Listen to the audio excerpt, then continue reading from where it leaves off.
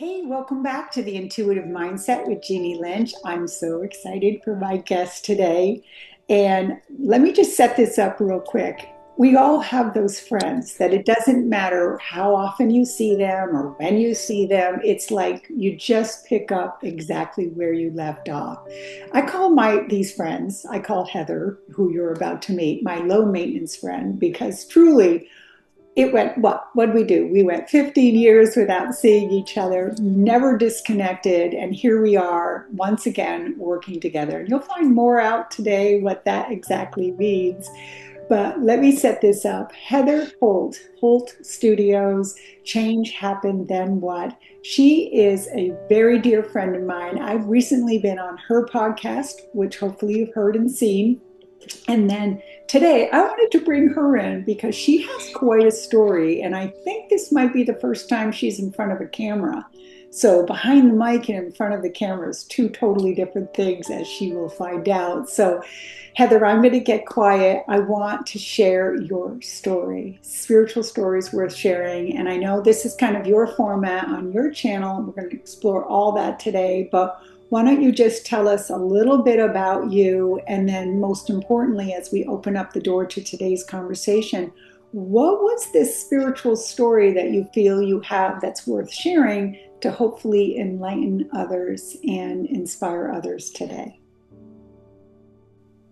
Yeah, Jeannie, thank you so much. You are just that friend for me too. It's amazing to be here with you today. And yeah, so what I do now is very different from what you and I did, almost 20 years ago. But the story that I think I have that's so important to share is the short version is that you can probably overcome almost anything in this world, as you know. That's the short version. The little bit of a longer version is 22 years ago, after losing my brother to suicide, I met you. We started on this spiritual journey together. And now, 22 years later, 4 years ago, I went through another spiritual awakening when I had to go through brain surgery, lost my smile, finding my smile again through my podcast, through a lot of different ways, and diving deeper into my own spirituality. So that's the small version of my story that we're going to dive into today. Let's dive back and let the audience know the connection that we had immediately. And I think this is another category of people. We talk a lot on my channel about soul contracts. I've always tried to educate people, how do you know when you're in a soul contract? Well, first off, everyone in your life is some type of a soul contract. Even that annoying clerk that goes really slow when you're checking out at the grocery store. But every now and then you meet somebody, and well, I'll ask the audience, have you ever met somebody and you have like a photographic memory of that encounter when you first met, right on down to the clothes they were wearing or the location of where you were and what the lighting was? Well, that is you, Heather, right? We were Mm. sitting in the bank. You came in for some assistance. You were getting ready to start a new business. As we started interviewing each other to see if it was a good fit to work together, we both had had this terrible loss in our life, and we were right at the beginning or the inception. And of course, during that time, we both know we're praying a lot, right? We're asking God how to get through Mm. the day, send me the people we need to, but we didn't have the language. I would say Mhm. that's probably the best way to say this. We didn't know we were intuitive. We didn't know we were healers. We had just started that journey. In fact, we were Yeah. just trying to get through the damn day. Fair, Yeah. right? Fair, very So fair, very here fair. we are in the beginning of our journey, supporting and loving each other, but there was that connection. So I'll let you kind of say your understanding of what that experience was like for yourself.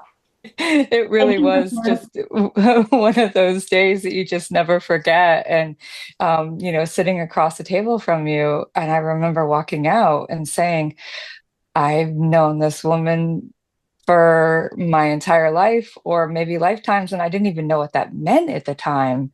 But we just immediately connected, and it somehow exchanged stories. I mean, of course, I think I told you the story of my brother immediately because of the reason why I was there, It was the basis which, of your business, right? yeah, right, Started this exactly. business all in Yeah. protection of your brother.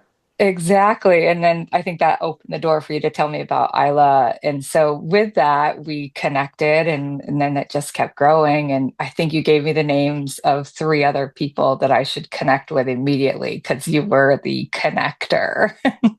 Yeah. So, and I did, and I still work with those people today. And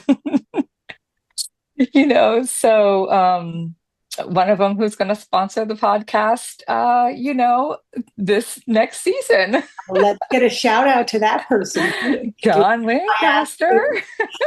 Oh my God, that does go full circle, right? Because she used to work with you, and you had a product Yeah, she was making for you, and vice yeah, versa. yeah. Love the circle that continues to grow. Isn't it amazing? Yeah. So, in that we just continue to connect and grow our spiritual resources together. And I think as time grew, our circles grew, but our connection somehow just kept growing tighter and tighter and tighter, like sisters that we just we just were. Like maybe we Let's were.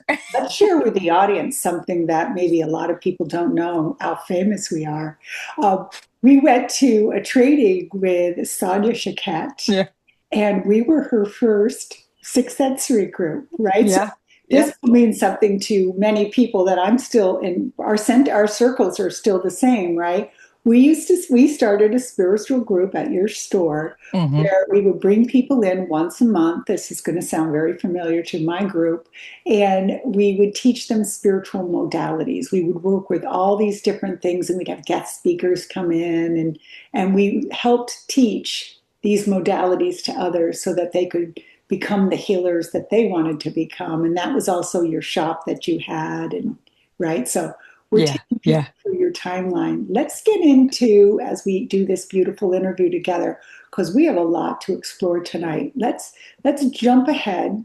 So take me to the next part of your life where you divorced and then you started this new life with your new man now and all that. I would love to hear. Well, I mean, it was just this message that I received one day, and I looked at my phone, and it was a name that I hadn't seen since I was in high school, and I had had a lot of animosity towards this guy. And I really wanted to give him a piece of my mind because I wasn't ready to break up with him when he broke up with me.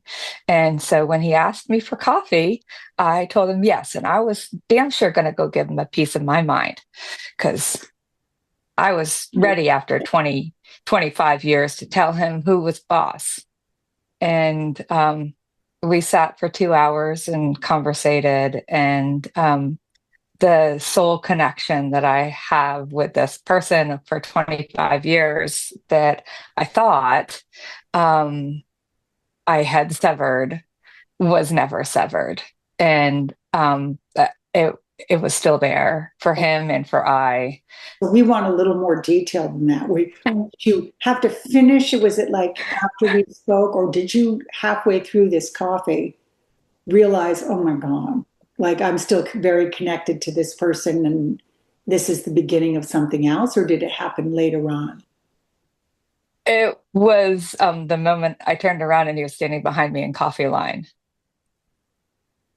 Very cool. Yeah, no, it was instantaneous. And if I asked him the same question, he said the same thing.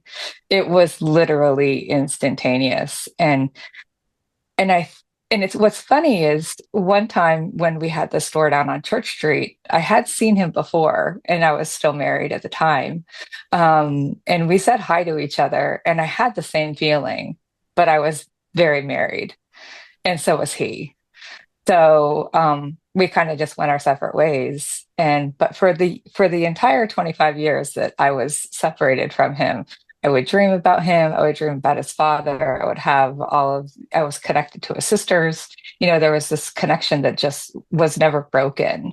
And this is what, you're talking about with these soul connections, that sometimes it doesn't matter how much time gets put in between you, because when you're connected at that level with your soul, there's nothing that can really separate you. And it's not like we're going, I mean, we didn't even date for a year when we were in high school. It's not like we had this like long drawn out relationship. And don't you find too with the soul connections, they come in and out of your life? Like, Yeah. it's like it's never just one and done. It's like, Yeah. their sister was your brother's cousins at the grocery store that you worked at Yeah. too. And, there's all these outside connections to it. So, Yeah. So very excited, very happy. And life is just trucking along and it's like any relationship. You have to work at it, right? But your soul's there, so you do. And then that was in 2018, and in 2021 I was diagnosed with a vestibular schwannoma, brain tumor, and we were planning on getting married that June, and that was in March. And as I'm talking to the doctor says, well, you can wait to get married in June, but your surgery is happening in April. So we decided to get married sooner. So we did. We got married before the surgery because that happened within like a 6-week time period from onset to when I actually had my surgery. oh, if you don't And mind me asking, what was your diagnosis? Did they say, you need the surgery or something, these are the outcomes, or you need chemo, or, was it cancerous? And take me through so, mind. I think that's so part relevant. sure. Absolutely. So a vestibular schwannoma is 99.9% non-cancerous, Okay. which is a bonus. They continue to grow. They don't ever really stop growing. They grow, they're called the vestibular schwannoma or an acoustic neuroma because of where they grow. They grow around your seventh and eighth nerve. And mine was growing on those two nerves in my brain stem. Hence the vestibular, right? You know about your vestibular nerve from Kundalini yoga, right? Hence the balance issues that I was having. And then the hearing for the seventh and the eighth nerve, and the facial paralysis. That's the eighth nerve and the seventh nerve. I don't know, I always get them backwards, but one of them is your hearing and one of them is your facial paralysis. So did you go into surgery knowing that there was a X chance that you were going to come out or not come out, or was there any of that type of decision Um, you needed to make? I definitely wrote my will Okay. and my advance directive and everything before. I mean, it was a 12-hour brain surgery, so there's always that chance. Um, it was during COVID, so my husband was the only one allowed there. I mean, I could have had one of my parents or whatever, but he was the only one that was there. It was a nightmare to say the least. All of it was a nightmare. You had your Um, surgery, and then I don't know if I've ever shared this with you, so I apologize if this will shock you, but we had you had your surgery and we were going to get on the phone the next day, 2 days, or maybe it wasn't that soon. If I'm thinking about it, it doesn't make sense, but I was your first call outside, I think. And when you got on, and of course you had the facial paralysis, I thought you were kidding me. I thought I don't know if I've ever shared that with you, but I thought you were like going, hello, and I was like, and you were like, no, this happened during surgery. And of course, if anyone knows Heather, and by the way, you're gorgeous. You have your smile, but you are always known as your smile. So I know that's what's going to lead us into this next conversation, which is why your podcast and why the name, and and the smile and smile drops, and this is what we're heading to, and that's why I'm asking this question. For me to see you without that smile was just as jarring, and I'm sure as it was for you, because this is how people see you, right? So it's yeah, a gift you had to give the world. So there's this beginning of something different. I mean, you're alive, you got married, yeah, kids, everyone's happy, right? yeah. Take us through, not to jump on you, but to your recovery, and then kind of what was next for you. Was it all the surgeries, and let's go there. Well, so I'm gonna answer your one question first. So I didn't go into surgery knowing I was going to come out facially paralyzed. It was a very minor, minor, um, possibility is what they told me. That was what they told me. So I knew I was going to come out deaf in 1 year. That was 100% a known. But they thought they would be able to save my face because of where the tumor was. Got it. So when I came out and my face was paralyzed, I was, as you said, known for my smile. So I was a hot mess. And I had to wait a year before I could see the facial paralysis lady, my doctor, Dr. Hedlock, down in Boston for the first time. So I literally had to live with my facial paralysis for a year before I could start to even think about what was going to come next. And the healing part of the external vision of what I was going to look like. Um, and it has come a very long way. And so I try to remember that because what I actually had to grieve, and this is what I finally come to realize is I had to grieve the loss of never being externally who I was before, but knowing that I am internally and that that's okay. So I still feel the same joy that I felt before, and probably more so now than I did before, because I'm finally where I want to be in my life, right? Doing the things that I want to be doing and more happy than I ever was. So that makes the rest of this completely go away. And people say they can see that on the outside of my face, even though I can feel that it's very different. So, like, this side of my face is still numb. I just had my third major surgery to try to reconstruct my face. They've removed bad nerves. So, a couple of things happened when I came out of the surgery. Not only did they break the facial nerve that does the inside stuff, so the face is always going to be paralyzed, but the external nerves that help control the outside of your face, all of those or most of those nerves were coming backwards. So when I did try to smile, it actually turned into a frown. so so everything was doing the opposite of what it's supposed to do. It's called synkinesis, so it actually has a term. You had to kind of let go of one to take the other on, or create the new version of you that with acceptance and love and all that, right? So take us through that, I, especially because we're women and we have all our other little demons that seem to be attached. yeah. You know, you know I what that means. I totally, yeah, and Us I too. hear I totally hear what you're saying, and I think more than that, what I did is I had to grieve the old version of what I looked like, and then in the process, I actually had to grieve the loss of my brother again, because when I took on the role of losing my brother, I made him the promise that I was going to smile every day for him because he could no longer smile it ever again. And so, in doing that, when I literally lost my physical smile, it felt as though I was doing an injustice to him. So, in the process of this, going through this, I grieved his loss again, grieving the loss of what that smile meant, learning that maybe I had more judgment in me than I realized I did, and that had no place for who I actually was, because I'm not a judgmental person, but I judged myself more than I realized I did.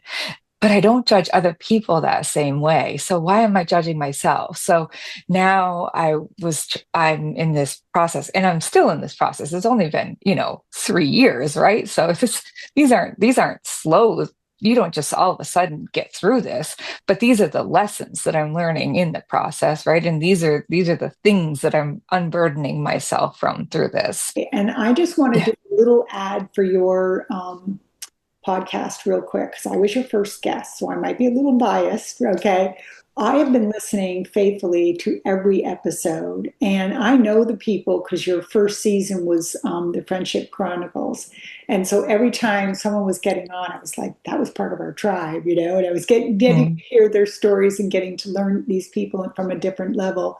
And I'm just blown away by the way you tell your stories and stuff. So I know that this has to do with your brother's work continuing, and I know it has to do with your new mission and your new awakening. So, how did I do talking about change happened, then what? Can you get into more detail about your podcast? I mean, when I started this, I had no idea what the first season was going to bring. I just knew this is how it needed to start. And it was just so, it all just came to me so easily. It was like it had been waiting there for years. And you've been telling me for years this is what I was supposed to be doing.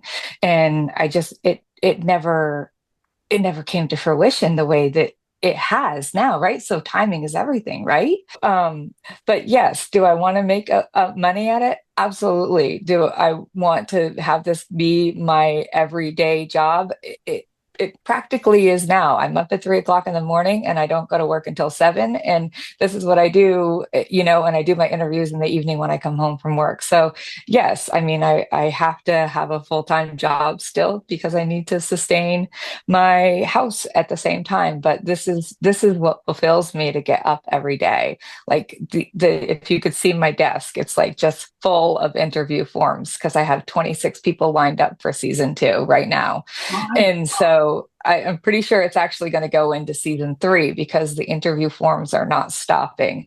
And most of them are amazing. There are a very few that I've actually said no to because the right people are coming my way. And the ones that, we always do trust the universe, right? And trust the people that come your way. And I said this to every one of them, all the ones that I love get a heart. But when the wrong person comes, they just disappear, and it's just okay because with love and light, I trust that they're not the right fit for me, and that's okay. God. So I have a whole process that I do to make sure that they're the right fit for what I do because not everybody appreciates this style of interview, right? Most people want what you and I are doing. They want the question and answer. Not everybody can sit intimately with me and tell me their story. Take us to season 2. We highlighted season 1 saying it was the Friendship Chronicles, which Hmm. we just finished. Season 2 does it have a theme yet? Change brought them here. That's going to be the tagline. Got it. And I don't know yet if there's anything else, but right now it's just change brought them here.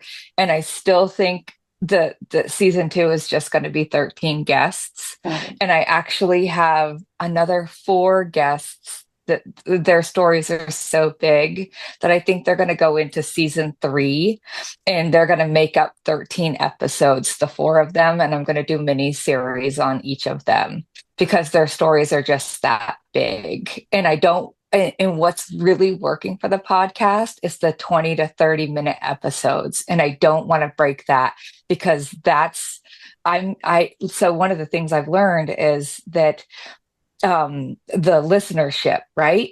So I can see how much time people spend listening to the podcast. And I have an 85 to 90% finish rate. And that's huge. So if I don't want to ruin that. Who is your audience? Is it obviously your friends are going to follow you and stuff, but that's not the person who's going to come back time and time and time again. So who are you marketing to? Yeah, it seems like what my ideal audience is they are 30 to 65 years old, from what I can tell so far. And they are a combination of men and women. And I actually have probably 50-50 men and women coming on to season 2 for guests. Got So I it. think it's going to expand a little bit into that higher range. I have a professional baseball player that's coming on, which I'm really excited about. So yeah, I'm a little fangirling over that, but just because I love baseball, you can tell, right? So this is what I was telling somebody the other day is I'm not a journalist. I'm not a newscaster. I am not a true crime person. But what I love about all of those formats is, and I'm not a documentarian, what I love about all of those formats is the way the stories are told.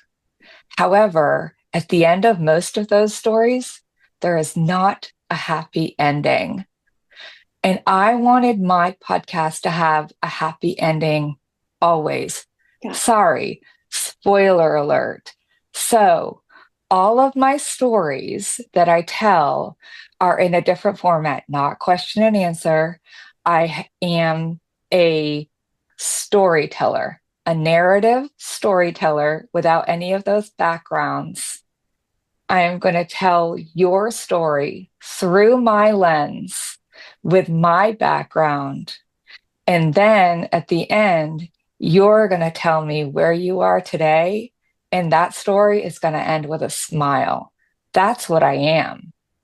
The part that I love, that the way you do your format, and I don't know if you listen to 1,000 different formats and said, I like this one, this one, this one, and I'm going to do it this way, or if you just have in the season one created it. My favorite part is when you stop talking to the person and you say, let's take a little break to tell you about what she just talked about. And then I get the part that I like, the education part, like, well, I don't know what that disease is, or I didn't know what that problem is, or, I've never heard of where to go for that help. And you take the time. So it sounds like not only are you doing the work, but you're actually doing research and you're doing your own education so you can inform your base and they're learning at the same time. Would you say that was fair?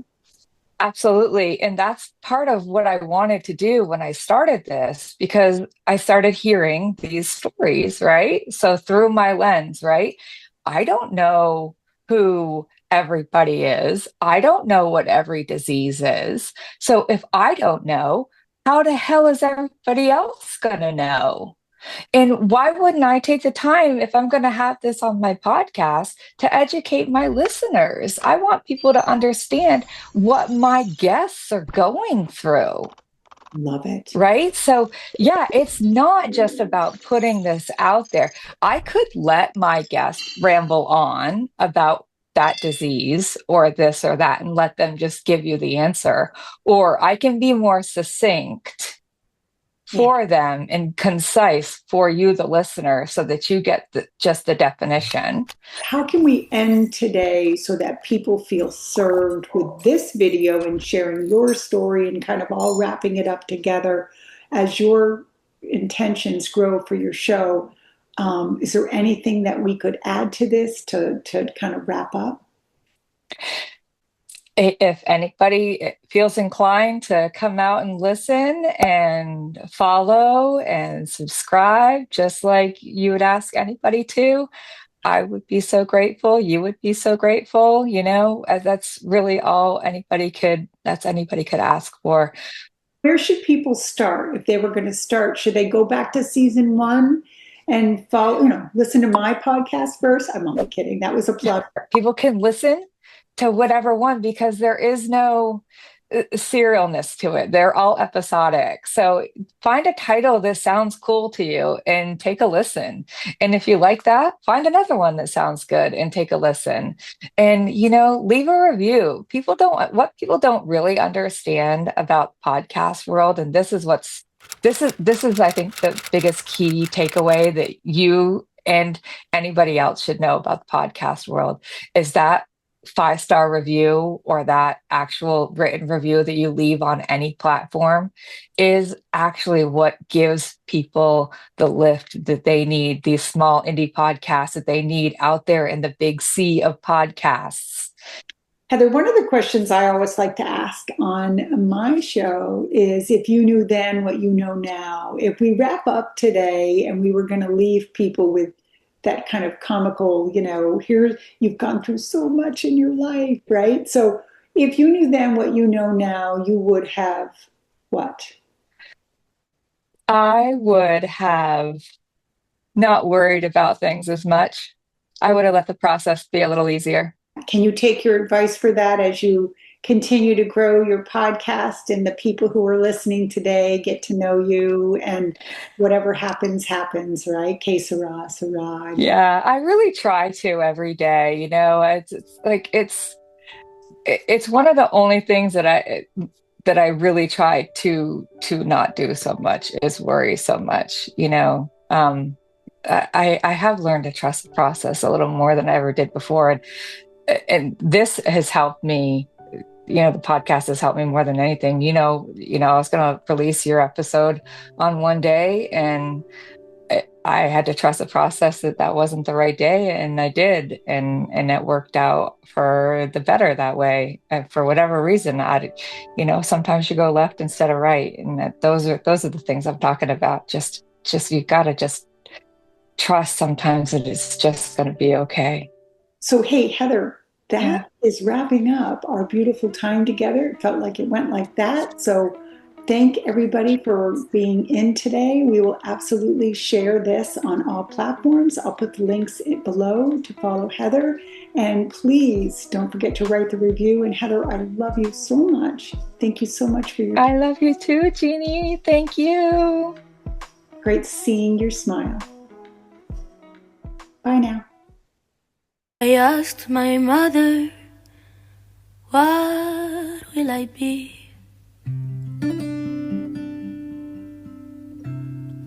Will I be pretty? Will I be rich? Is what she said to me. Thanks for listening to today's podcast. And if you'd like to be featured on Heather's channel, please email her at changepodcast@yahoo.com. And to learn more, visit her website at changehappenpodcast.com. Have a great day. Bye now. Será.